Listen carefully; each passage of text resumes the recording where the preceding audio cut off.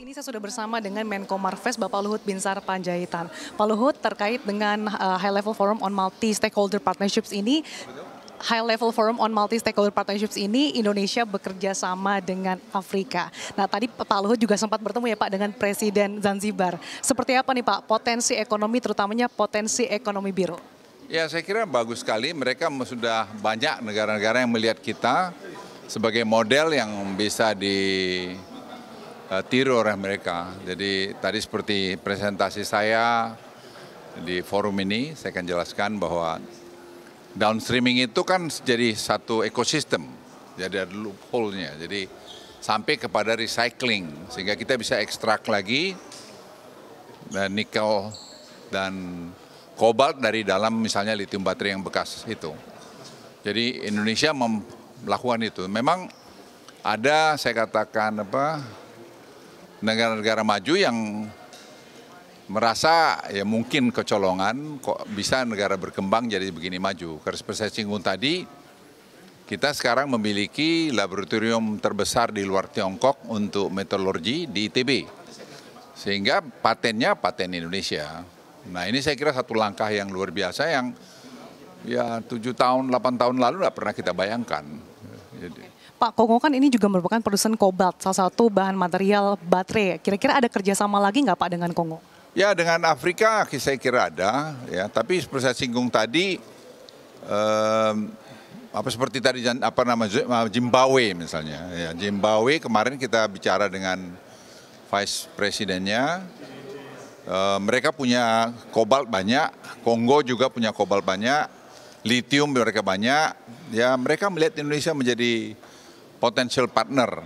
Tadi juga misalnya dengan PNG, kita juga bisa menjadi, mereka minta supaya kita juga memberikan pengalaman kita pada mereka, karena mereka berkunjung ke Morowali dan ke Weda Bay, dan mereka melihat luar biasa kemajuannya, seperti di Gresik. Mereka melihat bagaimana dari koper itu bisa kita ekstrak sampai 50 ton emas per tahun. Nah, ini kan bisa 5 billion dollars. Nah, mereka punya koper banyak. Jadi mereka ajak kita kerjasama.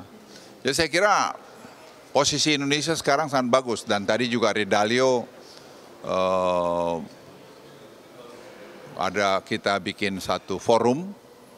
Itu juga memberitahu bahwa Indonesia kurvanya itu memang sangat baik sekarang ini untuk menjadi negara yang bisa high income country. Jadi tergantung kita, tapi kita harus hati-hati karena bonus demografi kita ini kan sampai tahun 2040 kira-kira. Jadi saya pikir kalau kita semua satu padu dengan baik, tahun emas kita itu kita bisa paling tidak jadi high income country ya. Kita tahu Pak, bentuk kerjasamanya seperti apa Pak? Tadi kan sudah disampaikan ada beberapa ketertarikan dari mereka. Ya, kerjasama konkret kita bikin sekarang high level dialogue untuk menentukan identified masalah. Kalau saya beri contoh misalnya dengan PNG, kita bicara masalah listrik, bicara tadi gas, bicara tadi emas, bicara tadi copper, bicara mereka palm oil, karena itu negara kaya dengan penduduk cuma 10 juta sekian. Jadi kita akan bertemu dengan Zoom dulu dan kemudian akan ada high level dialogue pertama di Port Moresby.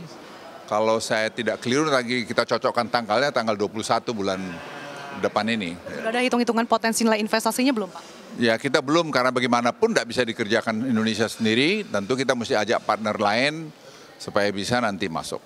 Kita harapkan ya Pak, dengan adanya High Level Multi-Forum Stakeholders Partnership ini bisa semakin mempererat hubungan bilateral Indonesia dan Afrika. Terima kasih atas waktunya Bapak Luhut Binsar Panjaitan, saya selalu untuk Anda Pak. Demikian perbincangan kami bersama dengan Menko Marves Luhut Binsar Panjaitan, CNBC Indonesia Beyond Business.